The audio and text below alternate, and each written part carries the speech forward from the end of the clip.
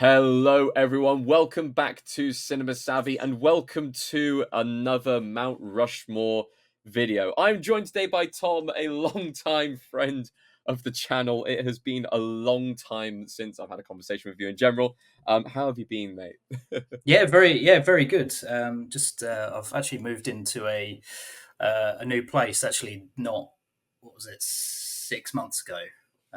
So moved in with my girlfriend. So we're starting to adult. I Ooh, think is the fun. word. Well, Yeah. we have a very adult topic to talk about today. We're going to be talking horror. This is, of course, the Mount Rushmore of horror films. So, for those who haven't been to our channel before or don't know what Mount Rushmore is, Mount Rushmore is it's a place in America. Controversy on where it's built, whether it's built on stolen land or whatever, but it is meant to represent four previous presidents of the United States, and it is meant to represent the four founding fathers of a certain place. And it's become a pub conversation of, oh, what would you say is your Mount Rushmore of? And then you throw in a topic of conversation. We've done that and we flipped it and turned it into films. And realistically, it could be your four favorites. It could be four that mean something to you. You could do weird and unusual things like I usually do with mine. And we just have a nice little discussion. And then at the end, we come together, we have a friendly conversation, and we make a overall one, which is like our kind of definitive cinema savvy Mount Rushmore, which doesn't even have to have picks that we have had. We've had so many where it's been picks of ones or films that we haven't mentioned in our video, and we've gone, actually, realistically, that should be like one of the founding fathers of horror films or whatever we're going to be talking about. So before we go into it, please make sure to go and follow us on all of our socials. So they're up on the screen right now. So that is our Letterboxd, our Instagram, our Facebook, and our Twitter/X. Go and follow us on there. The Linktree link is down in the description, and go onto Redbubble as well to pick up a jumper or a pillow or whatever we're selling at the moment on the store with our branding on. Excellent. So we haven't actually decided an order yet.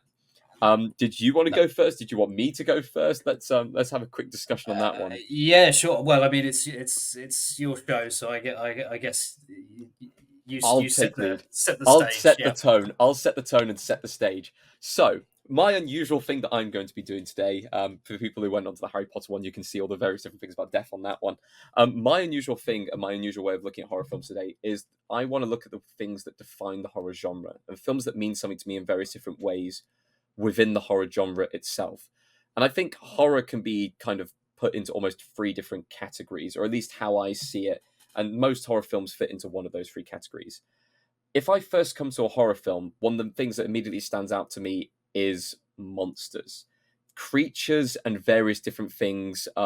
Whether it is mythical beasts or mythical things such as werewolves, or if we're talking old school horror monsters such as vampires, and you've got loads of films in those categories such as like American Werewolf in London. You've got Nosferatu. You've got Bram Stoker's Dracula. There are so many different films from that genre, even going back to like Frankenstein, the kind of Hammer monsters and all of that. You've also got various other monsters. You could go into categories such as, like Alien and all of the different things across the board and different things that scare you with those things. However, I've always had a massive fascination with zombies, the horror monster that is more human than anything else before it. And if there's one horror movie that stands out to me, it's Shaun of the Dead. But I see it as a comedy film. So I'm not going with the outright comedy film. I'm going with the brutal realism that is 28 Days Later as my first pick. Now, what Danny Boyle and Alex Garland brewed up was guerrilla warfare styled filmmaking on a camera with fast zombies that sprint at you and spray blood at you. A very realistic situation and putting you into an apocalyptic London. Those elements just fascinate me on the surface without even delving into the fantastic acting performances in the film and just the general vibe of it, which is dread and despair. It really does go into the depths. The zombies kind of play a major part in the first half of the film, but the human characters really come through in the second half of the film and become the real threat. And I love that. I love that these zombies aren't just these kind of Dawn of the Dead slow things that just walk up to you and give you a hug.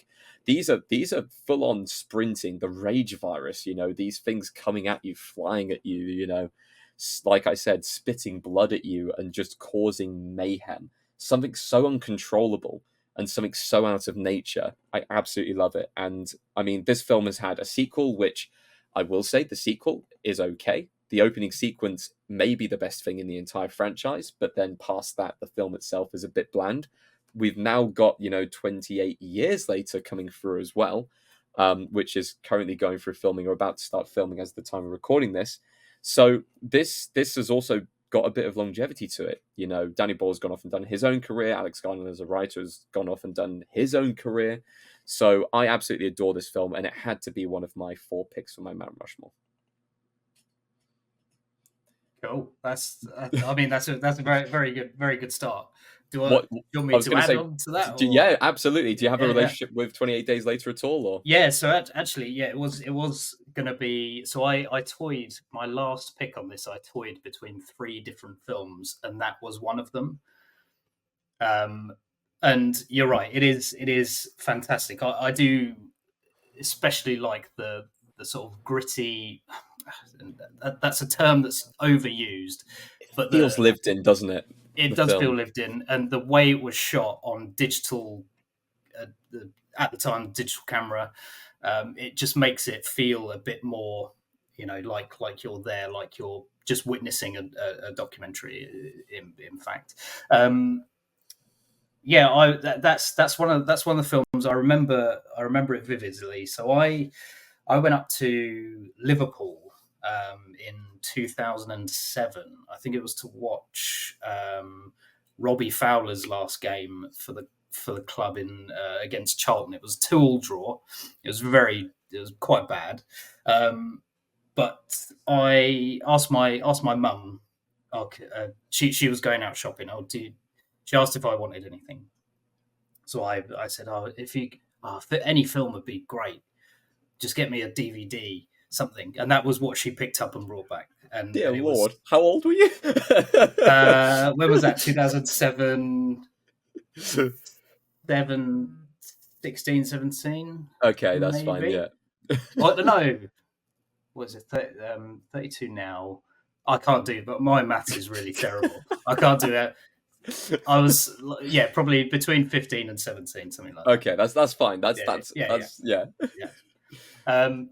So that was going to be one of my picks as well. Or I was toying with it. It didn't make the list, but I was toying with it. Maybe it'll make our big list. Who knows? We'll have a discussion in a bit. Yeah, and actually, it was you mentioned that it was the fast running zombies. It was the first film to properly, really do that, and has really paved the way for its overuse in zombie films in the future. Every zombie runs now. Exactly, and all I can picture there in my head right now is World War Z with the trailer for that vividly having running zombies. I was like, oh, so it's like 28 Days Later, and it's like that film is the catalyst for all of that. Brilliant. What is have to run? Absolutely. What is your first pick for your Mount Rushmore? Okay, so I went into this into these picks. And just to give a little context, I went into these picks looking at the films that sort of affected me when I was younger and affected me when I first watched them. So the film I'm going to pick first is I think probably should be on a Mount Rushmore, because it is probably one of the best horror films ever made, or at least in my opinion. And that is the William Friedkin's 1973 The Exorcist, written by William Peter Blatty, which I actually have the book, and I haven't read the book yet, but I need to. It's a film that really, when I first watched it, I was in college, and it was myself and a couple of friends got together, went to the college library, got a film out, and it was The Exorcist, and we had a barrel of laughs with it when we first saw it, because every little bit was to sort of a 16-year-old. Every little thing was really funny in it. But having watched it quite a lot over the years following that, Um, I think it's fantastic, and the original cut of the film is definitively one of the best things I've sort of watched. It is so viscerally unnerving and scary to the core. Like, obviously, it's about someone reconnecting with their faith and understanding the place their faith has in their life, and that is sort of the overall thematic, the theme of the film. But on an essential level, the grotesqueness of the transformation of Linda Blair's um, character is, it's entirely visceral. And some of the scenes, there's actually one scene I absolutely hate watching it. It really makes me squeamish, and it's not a scene you'd expect. So I absolutely get really squeamish when it's anything to do with people having operations done to them on film or in documentaries, right?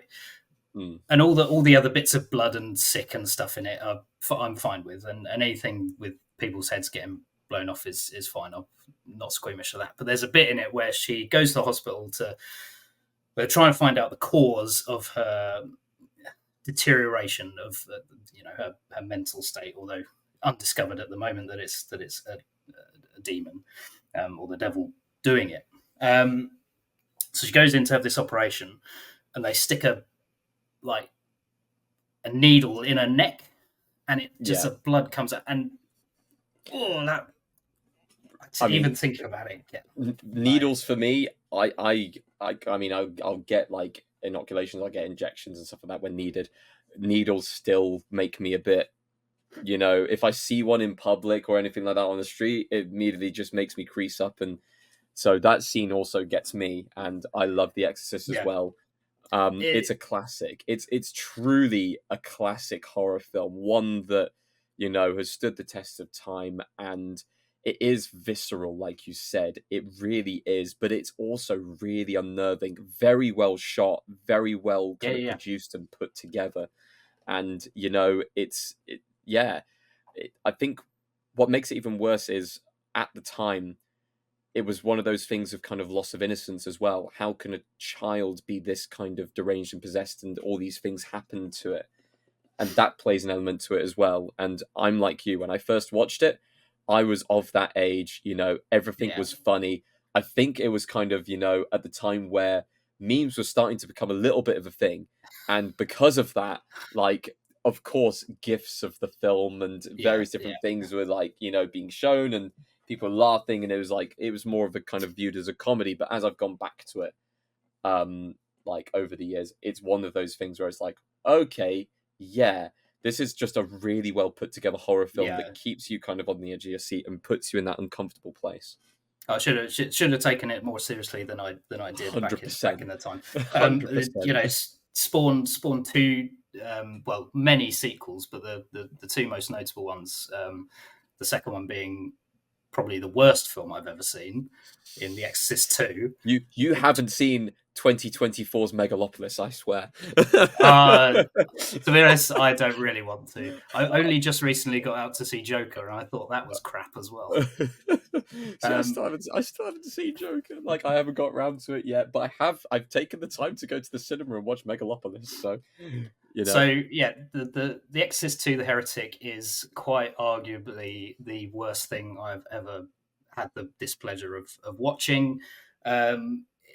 It's James Earl Jones is in it as well, and surprisingly, it looks like he doesn't care. I think the main actor in it was drunk all the time, or at least it looks like he's drunk. The third one, so there's a third one as well, Exorcist 3, or as it's probably better known, Legion.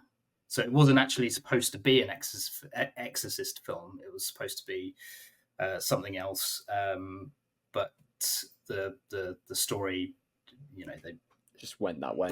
Went that way. They put The Exorcist on it, and it's actually really good. So I'd recommend that if you're gonna watch any Exorcist film, The Exorcist, then The Exorcist 3. Ignore number There 2. you go. Excellent. So, moving on to my second pick. So, I started off with horror films are films with monsters and films with kind of demons and various different things. My second pick is horror films of violence. Now, this is where the genre stretches a bit because you do start to kind of step into the thriller realm a little bit. So, it brings up questions. Is the film Seven a horror film and stuff like that? Because that has large elements of horror and violence throughout it. But realistically, if we're thinking violence in horror films, I'm talking about slashers and grindhouse and anything that goes into that kind of category there. So you're looking at your kind of Freddy Krueger's, you're looking at your Jason Voorhees, you're looking at those kind of films, you're looking at your Scream films, you're looking at your Final Destination films as they get quite violent. But I think as I went back through these different options, there's one thing that stood out to me, which is as the violence ramps up, is there a film that's able to not just be violent but have a story that has kind of not stood the test of time but has had continuation? Is there a film that has even spawned a franchise that has been able to maintain that level of violence and bring people back in over and over again? And even if I don't like the films, because I am a little bit squeamish with those kind of things, we have to talk about what Saw did for the genre and how wild it was when it first came out, and me hearing the stories about when Saw first came out from like adults who had seen it and the various different things that they witnessed in the cinemas. I When I was a kid, there were very few films which I could name off the top of my head that were straight 18s. But I vividly remember Saw being advertised as this is an 18. You cannot go watch this film. Like this is a film that you'll watch when you're older, when your time is ready. And I've watched Saw 1, I've watched Saw 2. I haven't watched any of the other Saw films because I'm not that kind of person. But at the same time, I have to admit, as a kind of verging on torture porn and heading into that kind of sector, it takes the elements of the slasher and puts it into a puzzle box. It puts it into a unique setting. It puts people into the firing line and has inventions and ingenious ways of torturing, and that adds the element of horror. The fact that I can't get past the second film and I can't go any further because I find it too much, that's horror. I know that people are talking about Terrifier films, which I haven't seen myself either, and how grotesquely violent they are, including the new one that's out soon or is out at the moment. But if it gets to the point where people can't stomach to watch it, surely that means that it's done its job correctly and it has been a good horror film. And I don't think we'd have films like that or films that, you know, have those kind of elements if Saw wasn't popular. Of course, you had films before then, like, Hostel and other films before then, which tried to do a similar thing, which kind of wasn't as famous and didn't spawn a massive franchise. But Saw had the story to go along with it. It had Billy the Puppet. It had Jigsaw. It had, the characters in it as well. And it has the traps. It has the famous element to it. The different ways of, bending bones and cutting bits of your body, or, lighting yourself on fire to save yourself, and various different elements of self-sacrifice. The games that, people must go through to survive, which is very, very human. So as far as my violence sector is concerned, even though I don't like the film franchise and you can't sit me down and make me watch them again, I'm not doing it. I'll see clips every now and then, but dear God, you show me that needle pit scene again, not a chance. The Saw franchise in general, and Saw 1 especially, needs to have special recognition here, which is why it is on my Mount Rushmore. Yeah, that's yeah. I mean, it is. I wouldn't say spawned the torture porn genre, but Made it famous. made it a bit, well, put it into the mainstream, early 2000s mainstream. I say what you want about the sequels. I'm like you. I think it's utter dross. The many Saw sequels, and like at some point, Jigsaw just has to sort of look in the mirror, because the whole shtick. Oh, you don't appreciate your life. Everybody, people have it worse than you. Blah blah blah. Well, you're adding to people's misery. Take a look in the mirror, pal. It's, Yeah, it's ridiculous. I mean, but you're right. The first Saw film, I think definitely it may not be on my list, but you've put it there. It is graphic.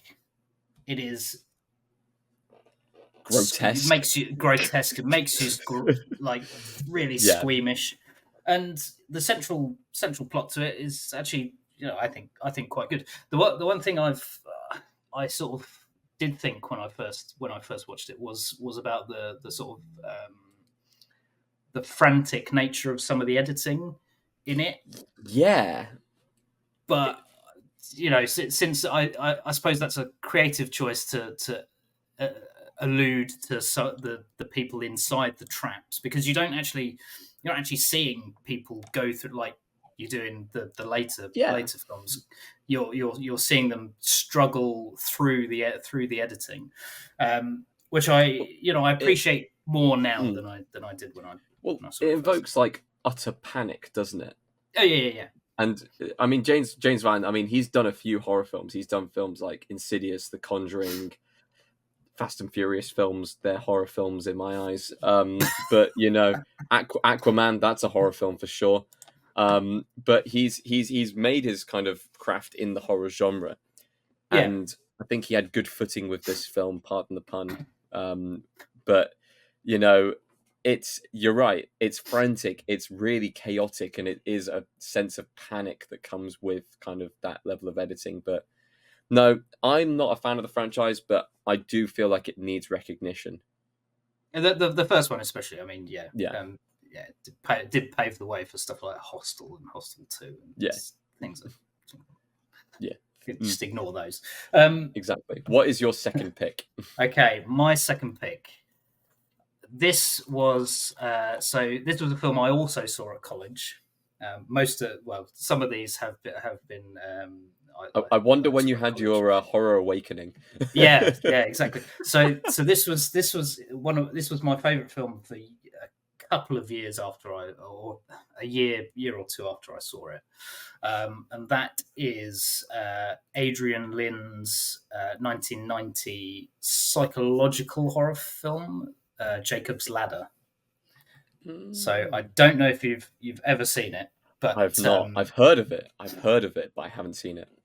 so essentially, it's if you've ever played a Silent Hill game, it is Silent Hill in movie form, and a much better Silent Hill than the Silent Hill films that we got.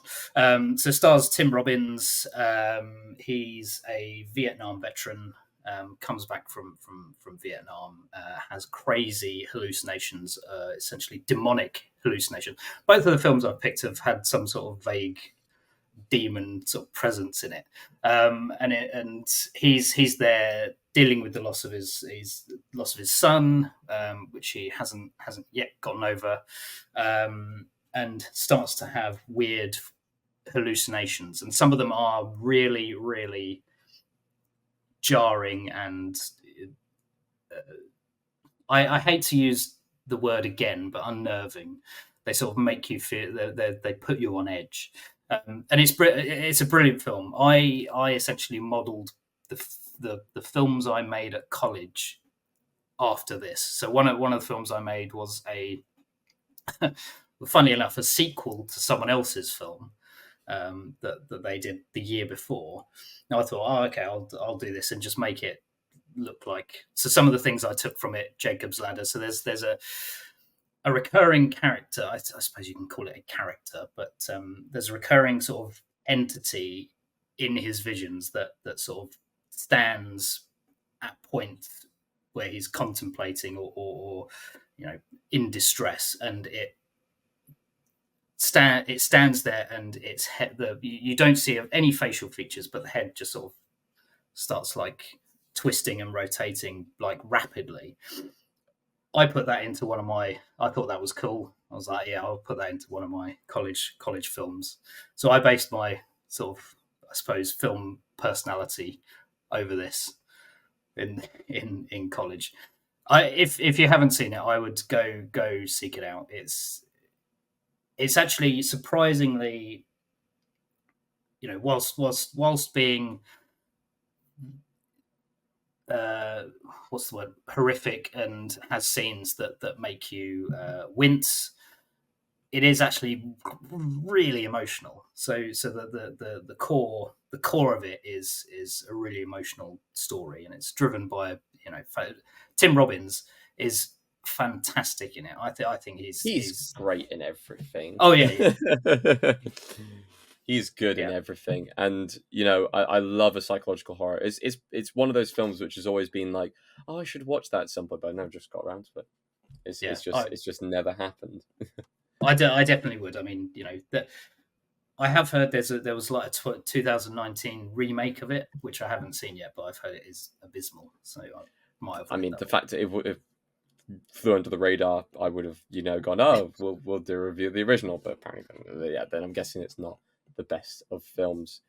Okay, so in a similar kind of theme, so far I've gone through horror is monsters, horror is violence, and now I've got to talk about horror being the human condition, and horror is humanity, and what we do to ourselves, and how we torture ourselves or how we do things. I guess Saw could fit into that category. I guess even any of the monster films previously, like anything dealing with werewolves, where it is a reflection of man, vampires, and all of that jazz. Ghosts, which I haven't even mentioned yet. Well, it's time to talk a little bit about at least one ghost film. I think horror as a human condition strays a bit more into the psychological thriller section, but you do get some films which convey those horror elements quite nicely. And there is one, it's a classic. It's one that I will be fighting very hard to be on the main Mount Rushmore when we get to it, and that is The Shining. Because, I mean, Stanley Kubrick, what he did with that film, just, I mean, he tortured the actors on set just to get the right shot. That's all I'm saying. Like, it's just a masterfully put together film with a stellar cast. Um, Brilliant source material, which is very different. And I haven't read the source material, but I know that Stephen King did not like the film at all and his depiction of it. But what we got in the film was, one of Jack Nicholson's best performances of his career. And, a just brilliant tension building, you know, run of events, a good child actor as well, which is rare in a film, and just creepy eeriness flowing throughout the sense of cabin fever that builds in this film. You really do feel it build as it goes along. You start to realize that things are starting to turn about the half-hour mark, and then it just really rolls downhill from there. Iconic scenes, iconic lines, just iconic across the board. I think it's fantastic, and I think it deserves to be on the main one, including on my own. That's a good pick. To be honest, I didn't think about The Shining when I sort of was picking these. It's got horror elements. I mean, the Yeah. blood rushing through the Oh yeah, yeah, yeah. elevator, the death involved, the actual shining bit itself of being able to see the past, present, and future. Like it is a horror film. It's just not one that's typically Yeah. immediately thought of when you think of horror. Oh yeah, yeah. Absolutely. I mean, it is brilliant. I mean, Jack Nicholson really is fantastic. And I think even if you haven't seen The Shining, you've probably seen it through The Simpsons in their Oh Treehouse yeah. of Horror, and loads of other Simpsons gags. Yeah, I love The Shining as well. I mean, the thing you have to take into consideration now. Obviously, you can look back and go, yes, that was quite an awful way to treat Shelley Duvall. In I'm obviously coming at this looking at it with modern sensibilities, and going, stuff like that. If I was in a working environment like that, I would quit on the spot. Is Hmm. is there is absolutely no reason to be an arsehole on set. Is my How many takes was it?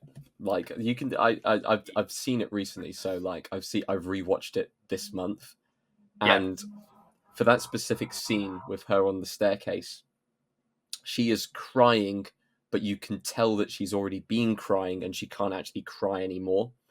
That's the level of crying yeah, she is. It's actual breaking point. It's kind of scary, but if you look at it, it's one of those separate the art from the artist.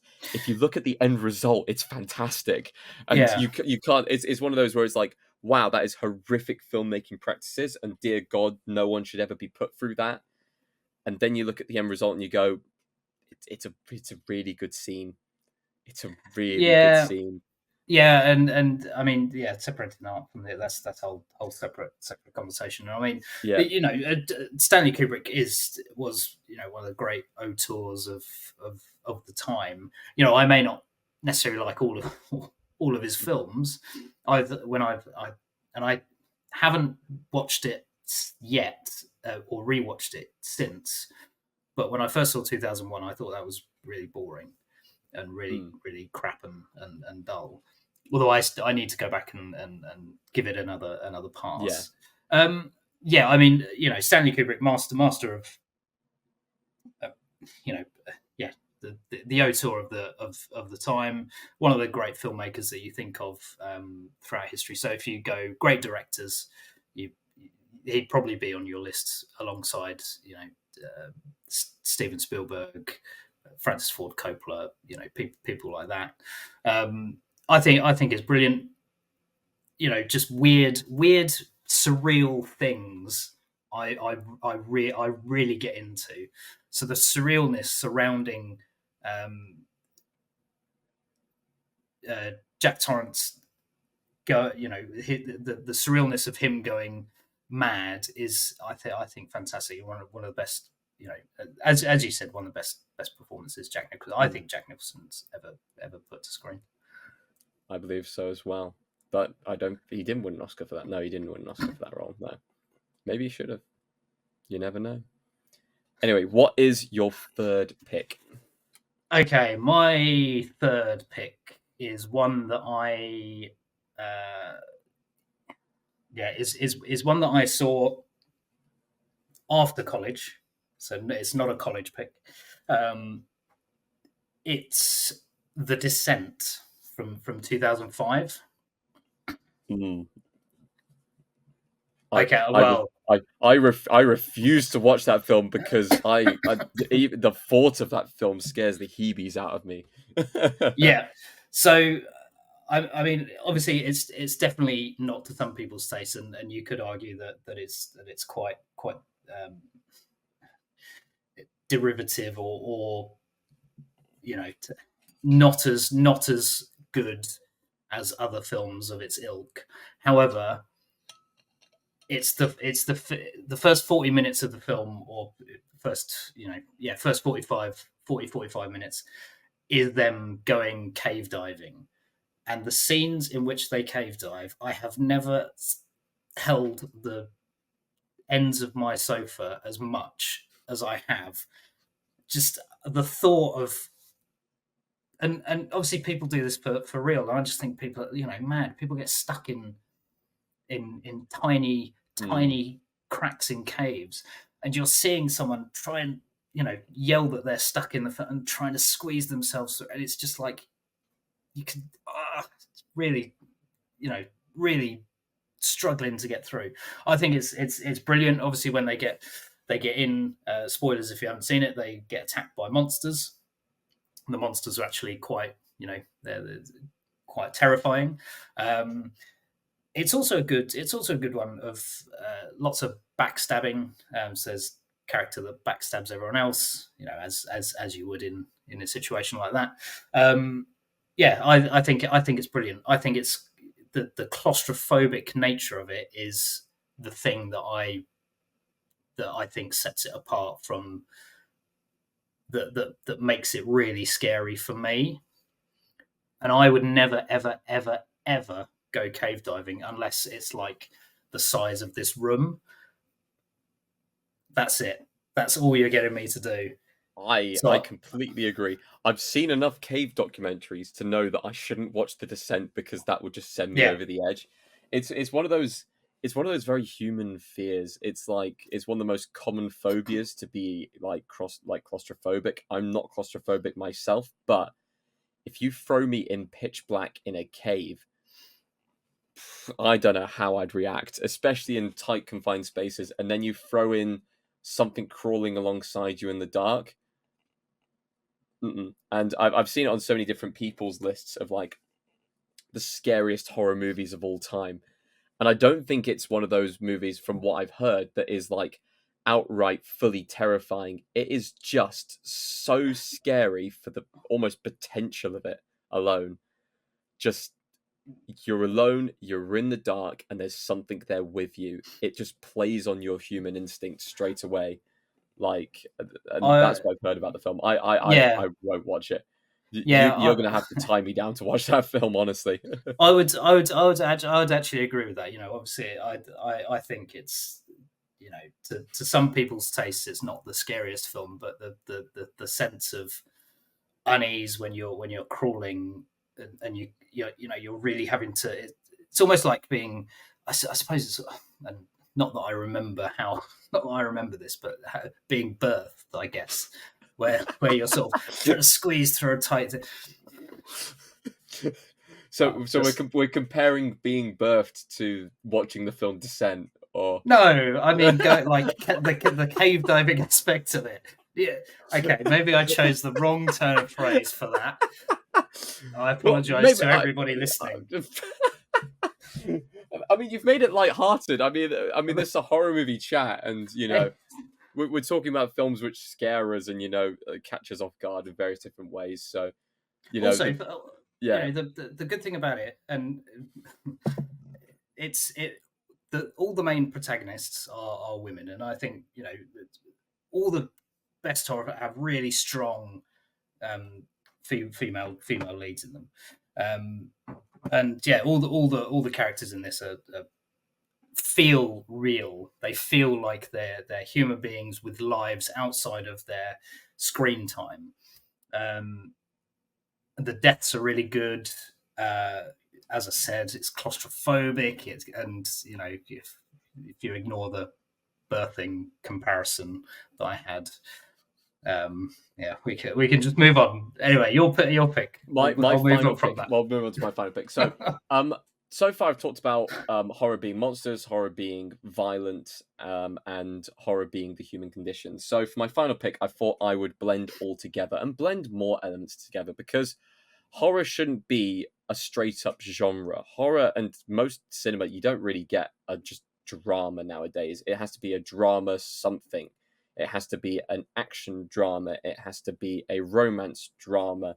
It has to be just something else inside of it. And same with horror. You rarely get a film which is just a horror film. You get some, like horror romance films. So I'm talking like Crimson Peak, which is one of those films which I talk about on the channel all the time and is a great film. You can get some kind of horror animated films. We're talking like the kid friendly ones like Nightmare Before Christmas, which I guess has horror elements involved. It is technically, I mean, we're doing this video because it's Halloween coming up. So, Yeah, yeah. like that could be, involved in that and everything like that. And then the biggest kind of crossover genre with horror has to be sci-fi. There are so many good sci-fi horror films. If we're looking at things like Event Horizon, if we're looking at Alien, like I mentioned before, but realistically, there is one film that has a great monster, has loads of violence, is about the human condition. Sadly, doesn't have any strong female leads in it, and I would have loved to have picked a film which had a final girl in it. But I'm going and picking John Carpenter's The Thing, because that film is not only it is my favorite horror film of all time. It is also one of my favorite films of all time. It's probably in my top 5. It's fantastic. I love it. You know me. I love going to the snow every now and then. So that kind of setting, isolation, stranding yourself with a monster, and you don't know who the monster is such a great thing. And they took the original concept of the film and they turned it into a bit more of an action beat, but also that suspense horror that comes with it. The blood test scene really stands out as one of those kind of ingenious, let's try and find out who the actual monster is, and just the reveal of it is fantastic. The practical effects in this film are brilliant. The score, I love the score to this film. The acting performances as well. McCready as a character he's such a good action hero and such a good kind of horror hero as well. to come through with the flamethrower and also sacrifice himself at the end. We're going to ignore the video games, just sacrifice himself at the end and have that as, his final kind of plan of, the two men in the snow, not knowing which one may be the thing or not, and just kind of saying, well, let's just let it die. Let's just sit here in the cold. And I love this film. I really love this film, to the point where talking about this film makes me want to go and watch it again, which I may do on Halloween because it is my favorite horror film of all time, and it has to have a place on my Mount Rushmore. Yeah. So two of your picks have been picks that I have toyed with adding to my list. So yeah, The Thing was going to be one of my 3 fourth choices. I picked one different film, which we'll get onto, but the other being 28 Days Later. But yeah, I agree. I mean, The Thing is iconic. It's what else can you really say about it that you haven't already said? It's the practical effects in it are really ahead of their time. It's one of John Carpenter. Definitively, I think it is John Carpenter's best film. He did do a few horror films. Yeah, I don't think any of them have really reached the concise, the same level as this. So it's paced really well. It's in and out in its allotted time. It doesn't feel like it's overstayed its welcome at all. The initial mystery surrounding what the thing actually is, obviously the thing is the thing, but it leaves you on the edge of your seat. The suspense, as you said, not knowing who, the conspiratorial nature of it is fantastic. And just being outside in the cold, isolated. Films with isolation and people going a bit nuts are obviously really, I think, quite good. And this is up there. It's Definitely. very rare as well that a horror film has stakes as high as the whole world could end if this thing gets out. Yeah. Like, it's very rare that horror films especially, have stakes as high as we've got to kind of save the world here, because if this thing gets out into society, we're doomed. Like, it's going to take over everything. No, it is a classic in my head. It's one of those where it's like, even the poster's iconic. It stands out. I mean, arguably, Halloween, great series, great franchise. He's done loads with that. But for me, the fact that his name is on this film, it is not just The Thing. It is John Carpenter's The Thing. You know the director straight away. It's there. It has to be on mine. I will make a very big argument for it being on the big one as well. Yeah, I mean, there's the thing. I mean, Halloween obviously is I think a fantastic film for its time, and still holds up exceptionally well. I think if I was to pick, I would definitely pick The Thing over Halloween. I think it's a better paced film. It's I think John Carpenter really testing ideas out that he would later use in other films. I think his best horror film is The Thing. I should reiterate that I think his best horror film is The Thing. His best film, Escape from New York. I'm still going The Thing. Maybe. Yeah, I'd have a toss up between those two. I'm having a look for his filmography now. I mean, realistic. Funnily enough, Escape from New York came out a year before The Thing. Yeah. Also, don't watch any of his later works. I mean, it's kind of he had a decent run. I mean, horror film wise, he of course did Halloween. He did also do Christine. Yeah, it's a horror film. I like Christine. Ghosts of Mars is really, really bad. Yeah, I haven't seen Ghosts of Mars. In fact, if you take anything away from today, watch The Thing, and then afterwards watch Ghosts of Mars. I don't know if I want to. Okay, so it's okay. Similar premise. So a few people are stuck in an isolated environment. Obviously, that being on Mars. They go in to investigate a dig site that's been that's sort of disappeared, or not disappeared. The people in it have disappeared, and they find all these weird mutants around. And it's got, That's it. and that's it. It has Ice Cube in it, so there's something. I mean, before we move on to your final pick, I will say And as Jason well. Statham, and Jason Statham. I will say as well, because I will mention as well the modern remake of The Thing, which was hated at the time, but people have started to come around on it. I think it was hated for the fact that it was a modern remake of The Thing, and then people realized, hold on, it's not a remake, it's a prequel. It's before and it leads on. Spoiler alert for anyone who hasn't seen the modern version of The Thing, but that film's been out for a while now. Get over it. Yeah. It's yeah.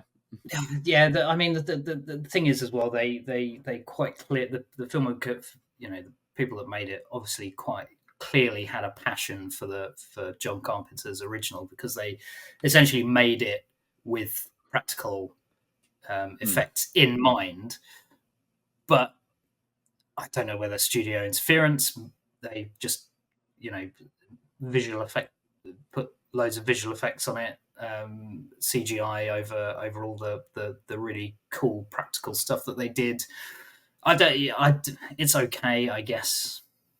As far as remakes go, it's right. Notable that it has technically. I mean, it was part of not even a franchise. It was a remake originally. It then became the definitive version, and it's had a film that's kind of a prequel beforehand. But anyway, I'm really intrigued about this final pick because okay. I've been dancing. Apparently, I've been dancing around it this entire time, so I'm intrigued as to what you've gone for. Inadvertently dancing around it. So I when I was looking at this, I originally had a list of 10, and I whittled that down to a list of 6. And then I thought, well, which one do I really want to go with out of the final 3? So one of those was obviously The Thing, which we've just spoken about. And to start with, we spoke about 28 Days Later. So my final pick is one of my favourite films from one of my favourite directors, is Ridley Scott's Alien. There you go. I said Alien was possibly going to be one of my picks as well, so I'm glad that we covered it in the end. Yeah. Isolationist stuff really does it for me, I guess is the phrase I'd use. The fact that you have so few characters that feel like they are human beings, and that the casting of it, any actor could play any role, is what was essentially the concept. And it's got one of the great movie monsters in it. It's full of suspense. It's dramatic. The chestbuster scene is brilliant. The fact that it is only one alien, and this is a debate that I kind of have with my dad on occasion. He thinks Aliens is much better than Alien. I disagree with your dad. Yeah, massively. One is better than many. Exactly. One unkillable thing is better than many killable things. But I think it's fantastic. Ridley Scott for the time, he has made many duds, and we only have to wait and see what Gladiator 2 is going to be like. Well, if the early reviews are saying anything, it's going to be pretty good. True, yeah, and pretty wild, but pretty good. Yeah, but yeah, he when I was and this was a film that I actually watched when I was probably below, like when I was 9 or 10. That's probably how early I watched it, and it really got me into Ridley Scott as a filmmaker. Obviously, I then moved on to my all-time favorite, Blade Runner. afterwards. But I remember getting this on VHS, having parents buy it on videotape. This and the original Terminator, which arguably Terminator 2 is much better than Terminator 1, but Terminator 1 has sits with me more because I watched it when I was of an impressionable age, and it's the same with this. I think it's brilliant. I can't say enough about it. I can't put into words my feelings behind it. It's a film that I love every time I watch it, and I will never ever get tired of sitting down and Well, rewatching it. it covers all the elements I've spoken about. It's a film that has a great monster. It's got violence. I mean, the chestburster scene alone is an iconic scene in horror cinema.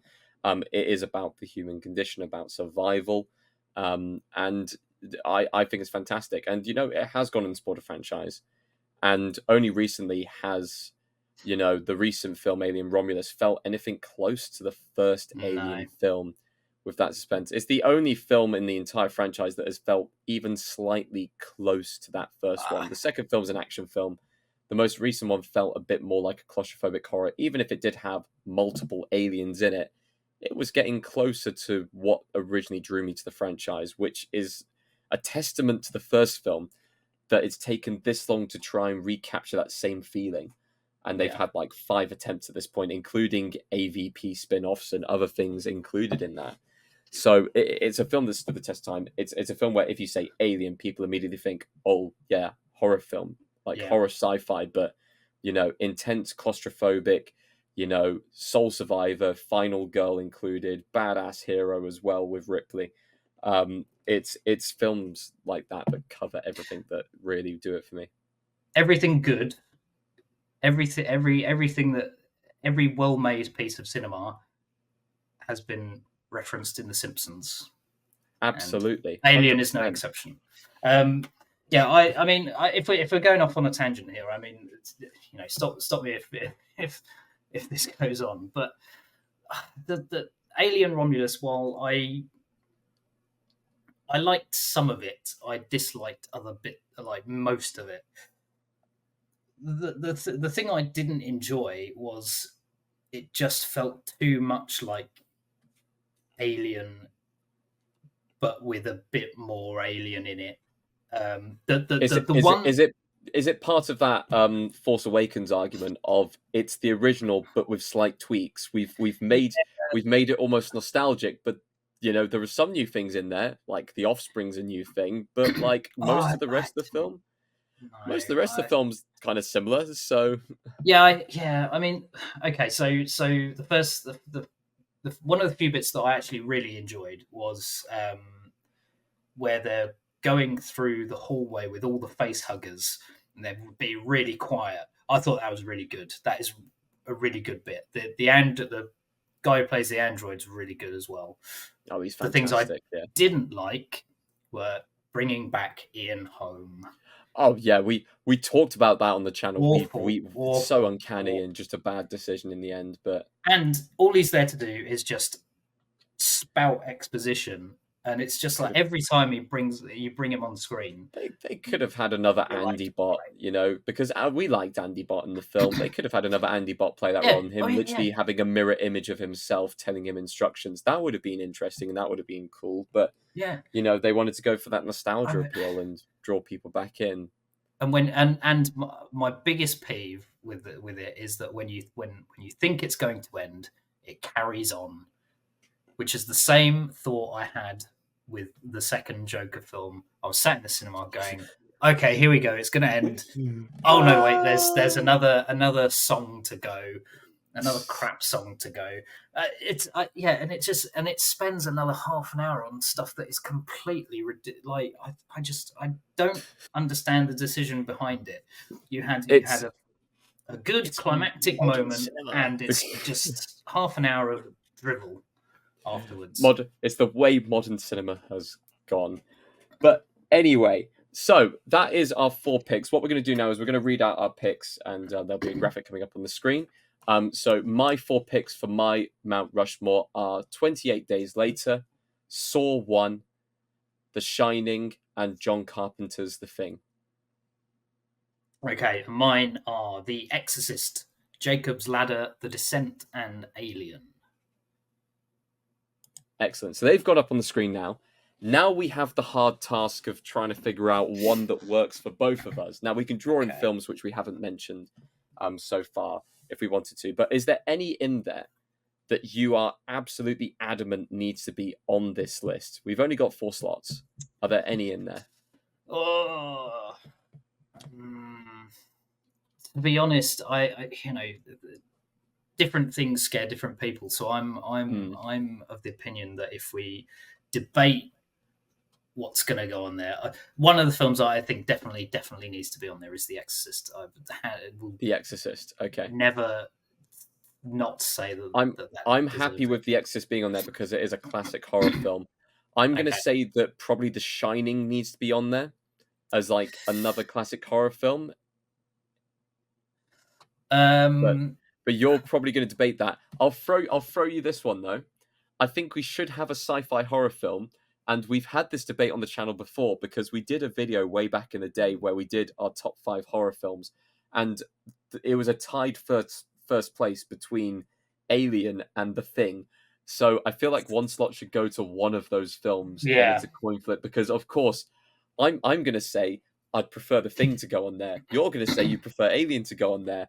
And they're both great films. And yeah, we just need to figure out which one would go on there instead. Yeah, that's true. I mean, I will be diplomatic in this instant. You have gone with The Exorcist, so I will let you have The Thing for this one. I will be diplomatic about it. We've got 2 spots done. We need to fill 2 more. This is something we haven't really talked about. Did we want to throw in a classic movie monster film like Frankenstein or Bride of Frankenstein or anything along those lines in there? Ooh. Or is it worth keeping those slots open for films that we really do think has kind of pressed the genre forwards, something a little bit more modern, whether it's 80s, 90s, 2000s horror or something like that? Yeah, that's a good question. I mean, I obviously didn't pick it, but a film that comes to mind is the Texas Chainsaw Massacre. Okay.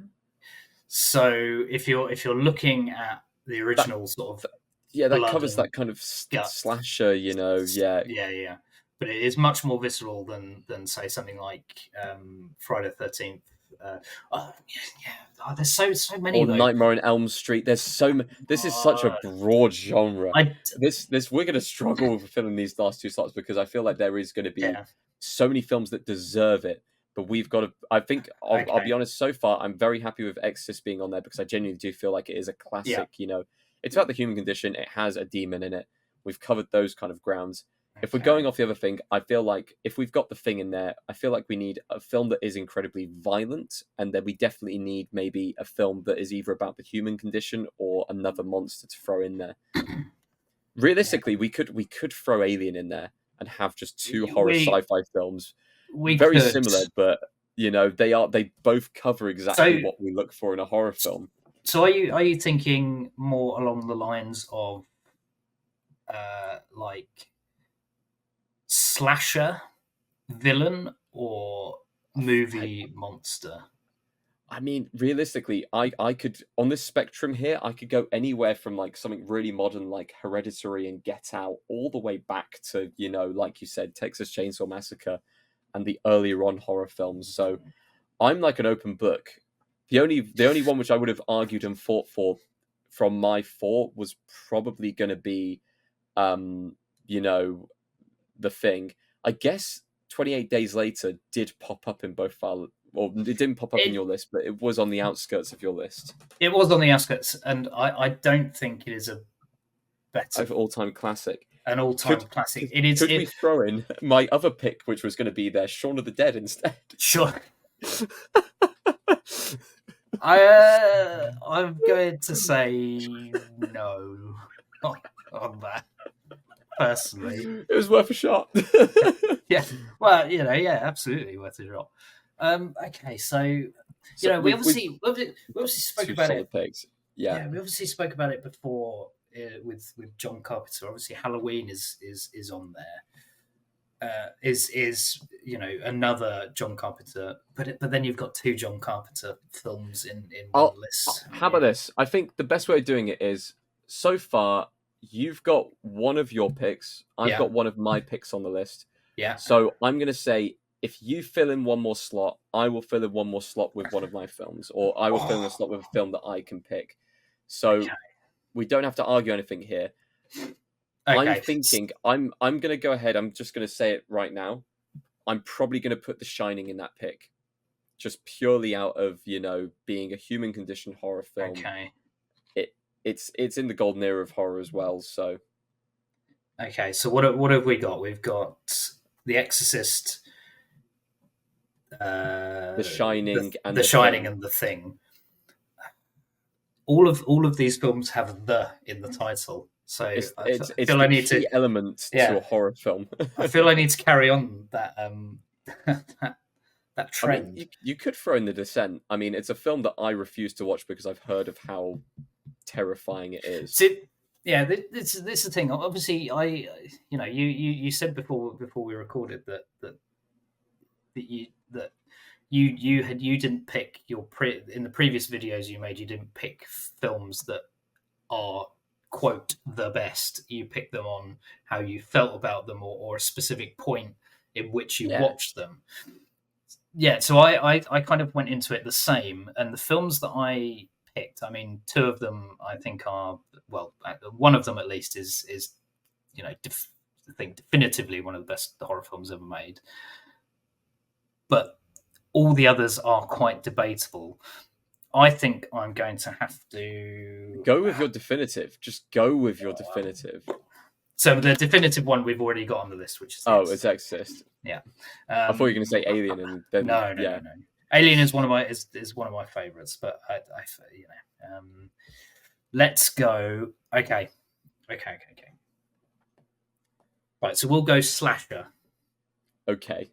We'll go a slasher villain, and there are loads of really good slasher villains, but I think if we're continuing the sort of surrealist tone that we've set with some of these other picks, and sort of the visceral nature, I am going to go with a Nightmare on Elm Street. I kind of thought you would. I was like, as soon as you said slasher, I was like, he's picking Nightmare. I completely agree with that. I love Nightmare. Nightmare is fantastic. Yeah, Nightmare is fantastic. And I know we didn't talk about it much on this video, but great film, great slasher, has a final girl. It is the quintessential horror film, and of course, because it's our combined list, people can argue about it in the comments and comment your own list as well. But if I was to read those out as the Cinema Savvy combined list, we have A Nightmare on Elm Street, we have The Exorcist, we have The Thing, and we have The Shining. Which, I'll be honest, those are 4 great horror films. So I'm very happy that we were able to come together on that. I'm actually quite interested if this has happened in the previous videos where you've sort of had your own lists and they've been completely separate to the ones that you've had at the very end. We've had only one video where there was like a full on like people would not budge. And then that was, I think the argument lasted like 20 minutes. I wasn't on that one personally, just saying. Or it was a long debate at least. We've had some videos where we've literally just gone straight off the cuff and we've just gone, yeah, those are the 4 and just straight in. It was really easy. It's one of those where as the genre gets broader, this is all horror films of all time. If we're doing Harry Potter characters, it's very limited. Horror films is such a big scope and there are so many different things involved in there. We may do more horror lists in the future, which are like slashers or more specific in different areas, whether it's horror movie characters, horror movie monsters, or whatever to do with that. Yeah, I would. So the thing I would say to both the lists, the first one that I made to differentiate the two my list is films that meant the most to me when I was growing up, when I was an impressionable teenager, coming into watching films. My second pick, and they don't reflect the ones on the final list. They are my preference, not necessarily the best ones. Exactly. So, we of course want to hear from you at home. This has been a great debate, by the way, about horror films. I'm not a ridiculously big fan of horror films, but I do like talking about films in general. So, and we of course want people to comment at home. Like, we want to see what your Mount Rushmore for horror films would be. So please put that down in the comments. Don't forget to subscribe, like the video, share it, do everything as well. Create a debate around it this Halloween time. And also, of course, follow us on our social media. So go onto our Linktree link in the description. Go follow us on Facebook, Instagram, Twitter, and Letterboxd, where you can find all of our video updates of various different things, what our next Mount Rushmore is going to be, and other things as well, which we will reveal on social medias coming up soon, as I do not have the schedule right in front of me. Thank you ever so much for coming on, Tom. Is there anything happening at the moment that you want to advertise, or any? You tend to have film projects just rolling through every now and then. Yeah, well, I mean, the thing that I sort of, I suppose, gave up on was the films and beer thing, which was really sort of a lockdown project. But lockdown has since been over for a couple of years now. So yeah, if follow me at Thomas Musing. That is probably my preferred Twitter handle now, or X, Twitter formerly known as X. That's the one. Excellent. Well, thank you ever so much for watching, everyone, and we will see you on the next video.